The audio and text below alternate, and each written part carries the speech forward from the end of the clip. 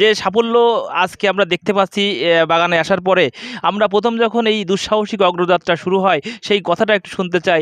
একটা মানুষ, ছোট্ট মানুষ, কিভাবে একটা জমি নিয়ে সেই জায়গায় এতগুলো টাকা ইনভেস্ট করা, পরিবারের পক্ষ থেকে কি ধরনের সাপোর্ট বা কি ধরনের সমস্যা সৃষ্টি হয়েছিল সেই জায়গা। প্রথমেই ধন্যবাদ জানাই আপনাকে এবং মহান সৃষ্টিকর্তাকে, যার রহমত আমাদের এই বাগানকে আরো ফুলে ফলে সাজিয়ে তুলেছে।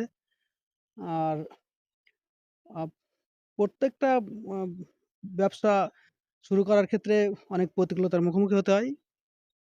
সেক্ষেত্রে আমাদেরও হইছে। আর তাছাড়া সহযোগিতার ক্ষেত্রে পারিবারিক সহযোগিতা সবথেকে বড়। আজ আর সকলের দোয়া সব মিলায়ে আলহামদুলিল্লাহ অনেক ভালো বর্তমান অবস্থা। মূলত প্রথম কয় টাকা নিয়ে শুরু করা হয়েছিল, আর প্রথম বছর, দ্বিতীয় বছর আর তৃতীয়, প্রথম বছরে কত ইনকাম হয়েছিল, দ্বিতীয় বছরে কি অবস্থা ছিল, আর তৃতীয় বছরের প্রত্যাশা? আ ইনভেস্ট হয়েছিল আ ৳১২,০০,০০০ মতো। আর ১ম বছর তো আসলে ফল হয় না তেমন। অল্প কিছু বিক্রি হয়েছিল। আর ২য় বছরে আমরা ৳১৫,০০,০০০ র ঊর্ধ্বে বিক্রি করছি। আর ৩য় বছর এখন সিজনে শুরু হইছে। দেখতে পাচ্ছেন প্রচুর ফল ফুল আছে গাছে। তো প্রতি উ উম গতবারের তুলনায় এবার একটু দাম কম যাচ্ছে বাজার। কিন্তু যা যাচ্ছে আলহামদুলিল্লাহ ভালো।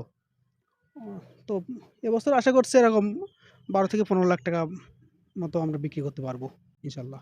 এই ড্রাগন নিয়ে গতবার একটা ধারণা ছিল মানুষের, যে অবৈধ পন্থায় ড্রাগনকে মোটাতাজা করা হয় এবং সেই ক্ষেত্রে ড্রাগনের একটা সেলস বিপর্যয় ঘটেছিল।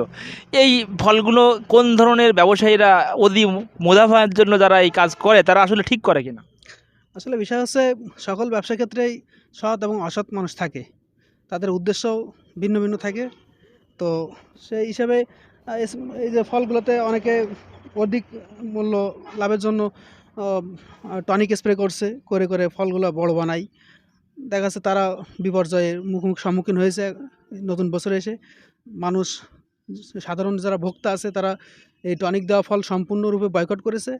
যার ফলে যারা উম যেসব চাষীরা আছে সুষ্ঠুভাবে ফল অর্গানিক। অর্গানিক পদ্ধতিতে ফল উৎপাদন করে, তারা এখন বিজয় অর্জন করেছে।